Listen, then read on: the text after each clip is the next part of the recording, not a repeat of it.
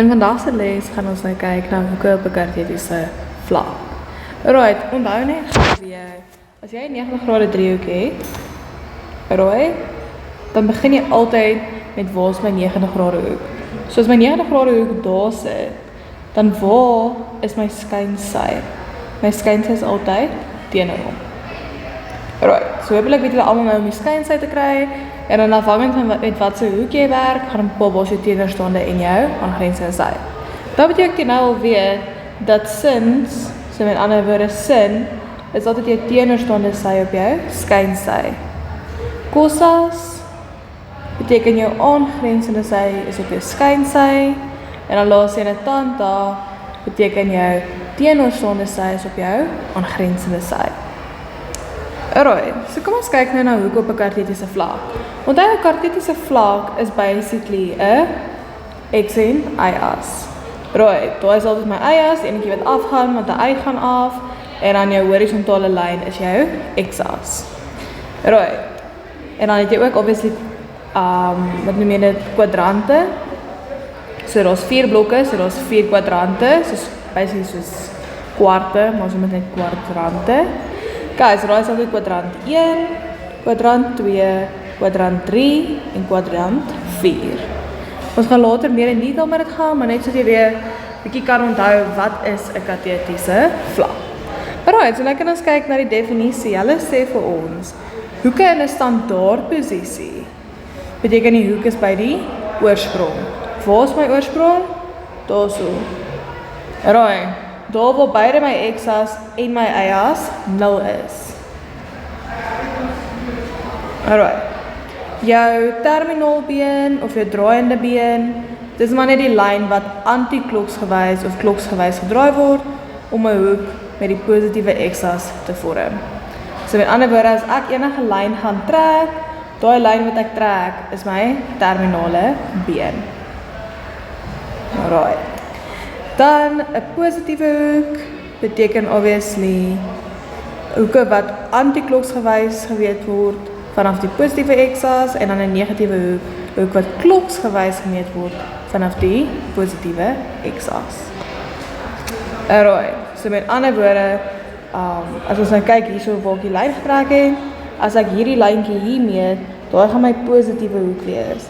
Maar as ek van daar af meet, so anti-kloksgewys of kloksgewys so om, dan is dit 'n negatiewe hoek. Alright, maar dit is net 'n bietjie teorie. Jy is daarom nie al die definisies en so te ken hier. Okay, nou beweeg ons aan. Hoek theta, omdat ons vroeger gepraat het ons gepraat oor wat is al die simbole. So die enetjie met die sirkeltjie, met die streepie deur ons theta. So hoek theta is die hoek vanaf die positiewe, wat vanaf die positiewe x-as gemeet word. Right, so met ander woorde, daar waar my x-lyn is, gaan hy altyd van daar af gemeet moet word. So hy gaan so basically in 'n sirkeltjie loop. Alright. Dan R is die lengte van my draaiende been. Met ander woorde, dit is my radius van my sirkel. So as jy kyk, daarso, daai enetjie wat kan beweeg, daai is altyd my R, my radius. Okay, so as daai dan theta is, daai is my radius, dan weet ek, I is die teenoorstaande sy. Okay, as daai my theta is, beteken my teenoorstaande sy,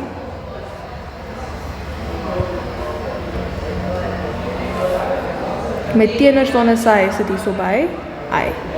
En dan wat gaan my aangrensende sy wees? My aangrensende sy gaan x wees. So R is jou skynsy, y is altyd jou teenoorstaande sy, en x is altyd jou aangrensende sy. Alright, dit kan nie verander nie. Maak nie saak waar jou driehoek sit nie. Jou y is altyd jou teenoorstaande sy, jou x is jou aangrensende sy, en jou R is jou skynsy. Alright, so as ek dan vir sin wil bereken, weet ons dit is dieselfde as teenoorstaand op skyns. Maar wat is my teenoorstaande sy nou? My teenoorstaande sy is I. So ek kan net sowel gaan sê, dit is I op R. Of as ek met kos werk, kan ek gaan sê, alright, my kos is altyd my xy. So in plaas van ongrensend op skyns, kan ek sê x op R. Right, en dan tan is obviously teenerstand op aangrens het. So hierdie stukkie inligting hierso, right, hier is baie belangrik.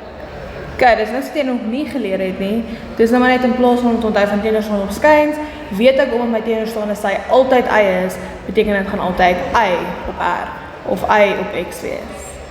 Alright, so hoe onthou jy dit as jy dalk jy mekaar raak? So toe ek op hoërskool was, het ons wiskundejuffrou hierdie vir ons geleer, so jy is welkom om dit te gebruik. So sy het altyd vir ons gesê, shield your rear cause x raise than your exterior.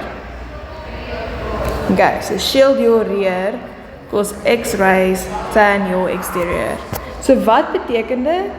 Dit beteken sin is y op r. So sin theta is altyd jou y op jou r. Cos x raise beteken dit is cos is altyd gelyk aan x op r. En dan die laaste ene tan your exterior, tan your exterior beteken tan is altyd y op x. Right. En dan net soos dit, moet jy ook obviously hulle omgekeerdes weet. So onthou tan se omgekeerde of se resiprook is cot. So as tan y op x is teenerstand op aangrensend, beteken cot is x op y, aangrensend op skyns. Alright, so jy moet hierdie ook obviously ken. Jou resiproke. Okay, so nou beweeg ons aan na vraag 3.1.